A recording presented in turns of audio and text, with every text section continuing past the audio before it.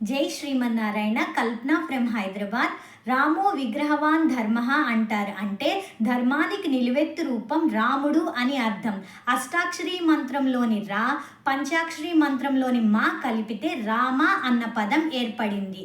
రామాలో రా అన్నప్పుడు మన పెదాలు ఓపెన్ అవుతాయి, అంటే మనలోని పాపాలన్నీ వెళ్ళిపోతాయి. మా అన్నప్పుడు మన పెదాలు మూసుకుంటాయి, అంటే బయట ఉన్న పాపాలు లోపలికి రాకుండా కాపాడుతాయి. ఈ శ్రీరామనవమి సందర్భంగా మనం రాముని యొక్క లక్షణాలను అలవాటు చేసుకుంటే మనలోని ఆత్మారాముడే ఆ పరమాత్మలో కలిసే అదృష్టం మనకి దొరుకుతుంది.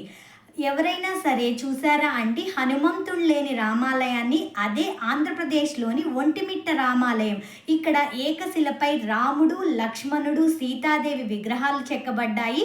జాంబవంతుడు దీనిని ప్రతిష్ఠించారు అని చెప్తారు.